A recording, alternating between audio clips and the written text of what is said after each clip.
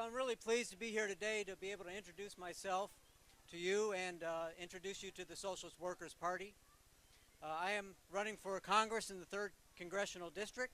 I'm a worker, a longtime unionist.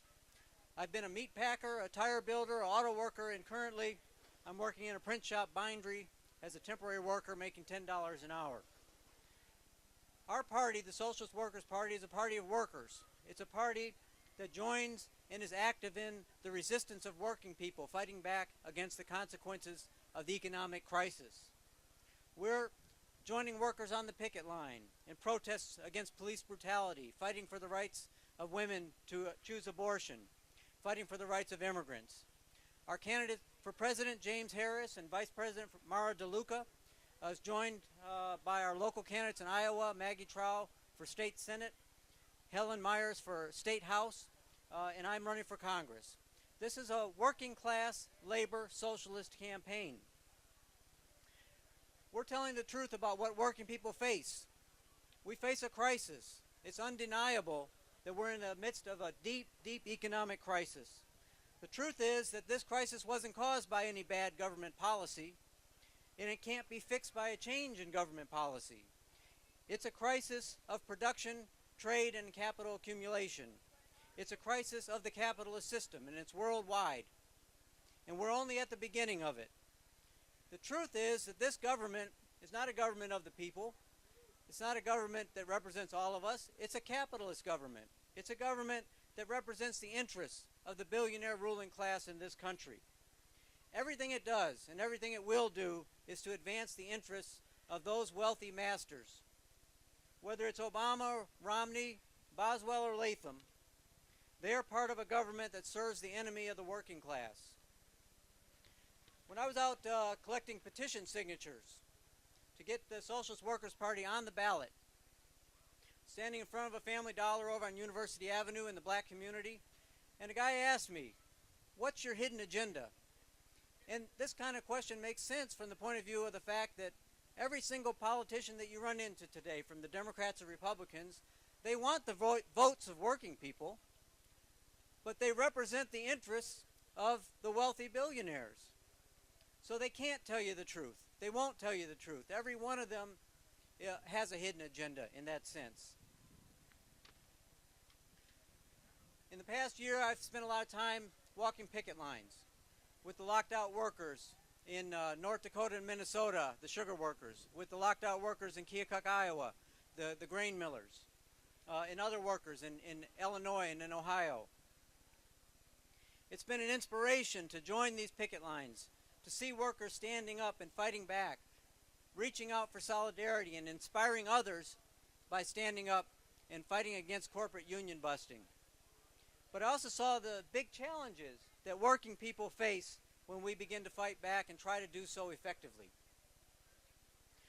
In the first weeks of the lockout against the workers at American Crystal Sugar in the Red River Valley, many workers told me that they expected this to only go for a couple of weeks, that the company would have to bring them back to work, that they'd have trouble finding replacement workers in the small towns in North Dakota and in a state that has low unemployment because of the oil boom.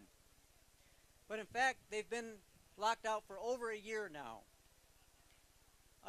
The companies like American Crystal Sugar have no trouble hiring scab-running companies to bring replacement workers from all over the country, from Florida, Tennessee, Texas, Michigan. They use the fact that there's high unemployment as a weapon against the working class. It's against our ability to carry out a strike. It's against our unity and our solidarity. Unemployment is one of the key questions. Talk to anybody. It's devastating the working class. But to the companies that are trying to drive down our wages, speed up the production line, and bust our unions, well, to them it's a godsend. Unemployment hits all workers hard, but it hits African Americans especially hard. We have around 8% official unemployment in the United States, but it's more like 14 or 15 for African Americans. And these figures are designed to mask the millions and millions of people who are not counted by these statistics. All of the politicians are talking about jobs, but none of them have a jobs plan. We say we need to organize a fight to demand a massive government jobs program that would put millions of people to work at good union wages, that would build bridges, build hospitals, and provide health care, build child care centers, meet the human needs that are going unmet in this economic crisis. The condition of working people under this system is one of competition. We are pitted against each other. When you have 4 or 5 people looking for every available job, that's cutthroat competition just to survive. And when you go out and look for a job, which I've had to do in the last year, if you want to get a job in a factory or an office, pretty much got to go through a temporary employment agency. And in company after company, bigger and bigger portions of the workforce are temp workers. I'm a temp worker. I want to tell you a little bit about what that means. In the factory where I work, you got people who are considered permanent full-time workers, and you've got 2 different categories of temporary workers. The temp workers don't get paid the same as everybody else. We do the same work. We don't get the benefits. We're more vulnerable, although all of us are vulnerable, to getting laid off and losing our jobs. So not only does the company make more money off of our labor, but the solidarity between workers is undermined. I worked for years as a meat packer, cutting meat. The bosses in this industry have drawn millions of immigrant workers into this country to super exploit them. They try to take advantage of the fact that immigrant workers could be deported, that they are vulnerable, that they have to worry about these kinds of things, the breakup of their families. They try to use this fact to drive down their wages, to super exploit them, to squeeze more out of them. And that's meant in industries like construction and meat packing, farm work, that the line speed's going up, the work injuries are going up, the wages are going down. But for U.S.-born workers, this is also a life and death question. We have to decide, are immigrant workers a problem and a threat, or are they our fellow workers who are also victims of the same system and the same bosses that are carrying out the attacks on us? We have to build a movement based on genuine working class solidarity that fights for the rights of all workers, especially the most oppressed. And that's why we need to raise the demand of fighting for legalization for all immigrant workers. So I was out collecting signatures to get the Socialist Workers' Party on the ballot. I ran into, this was all over the state, from Des Moines to Davenport and all over. Every place I went, I ran into people who couldn't sign that petition because they were no longer eligible to vote because they had a felony conviction on their record. The governor of this state, Terry Branstad, has just now recently made it practically impossible for a person with a felony conviction on their record to be able to vote. It's another example of the way that this government creates layers of our class that are considered outcasts and pariahs. It's part of dividing our class. It's part of creating scapegoats. And not one of the felons that I spoke with while I was out campaigning had a trial by a jury of their peers. That doesn't exist anymore for working people. It's all plea bargains. It's all being coerced into a plea bargain, which is putting your fate in the hands of the lawyers and the judges, not the jury. So not only should felons have the right to vote, but we need to fight against the pervasive job discrimination that follows a convicted felon throughout their life. A few days ago, I spent some time on a dairy farm in Russell, Iowa, southern part of the state. The farmer there, his experience shows how natural disasters in this society become man-made social catastrophes for working people. Whether it's a flood, whether it's a drought. These disasters don't hit everybody the same, and they devastate the lives of working people. For years, he's barely been able to, for most years, he hasn't been able to sell his milk for the cost of production. He's been going into deeper and deeper debt. And now then the drought hits. You got $8 corn. There's not enough hay to feed the cows. You got but the cows need to be fed. And he's just one of thousands and thousands and thousands of working farmers that are being devastated, dairy, livestock farmers, row crop farmers that are being devastated by the drought. Workers and farmers, we produce all the wealth, but it's the big capitalists that benefit from it. Workers and farmers are exploited producers. We might be exploited in different ways, but we're exploited producers, and we have a common interest and a common enemy. We're victims of the same owners of big capital and the crisis of their system. That's why the Socialist Workers' Party explains that we need to form a fighting alliance of workers and farmers. And one of the things that this fighting alliance needs to fight for is making sure that working farmers are not driven off of their land, and that we have a government guaranteed income that covers their cost of production. Yesterday, the Republican candidate for vice president was here on this very platform, Paul Ryan. And I'm fundamentally opposed to his party and the class it represents, in the same way I'm fundamentally opposed to Barack Obama, his party, the Democrats, and the class that they represent together with the Republicans. But I want to make clear that there was a small group of individuals here that attempted to disrupt Ryan's speech, to shout him down. And this did not advance the cause of the working class. Whether it's in Egypt or Iowa, workers need political space to discuss, to debate out different perspectives. Trying to shout down those you disagree with is not only counterproductive, but ultimately it will undermine our ability to defend our free speech rights when they come under attack. Amen.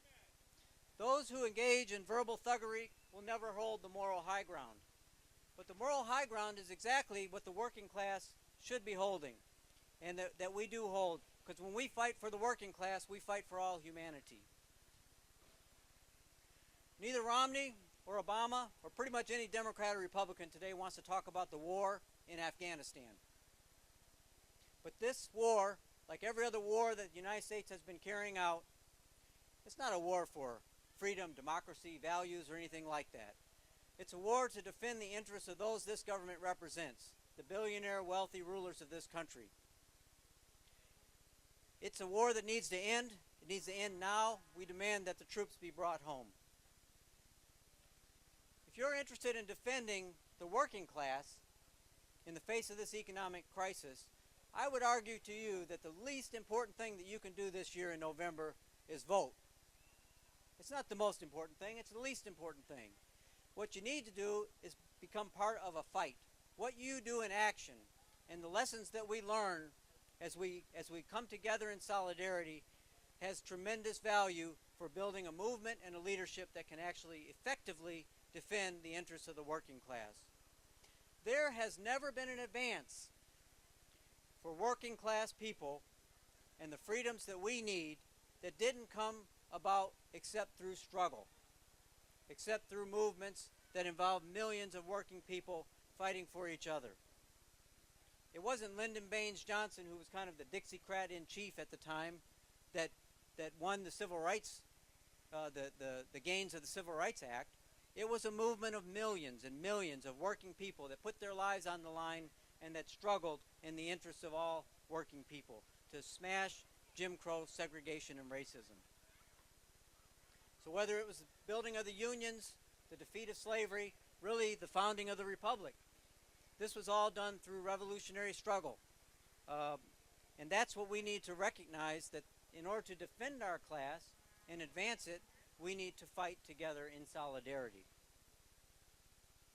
One thing I will promise you, and this campaign is not big on promises, what we're going to do for you. But I promise you this: if Obama is elected or if Romney is elected, one thing is not going to change, one fundamental thing. That's the global crisis of capitalist production and trade, and everything that comes out of that, the unemployment, the attacks, the driving down of our wages.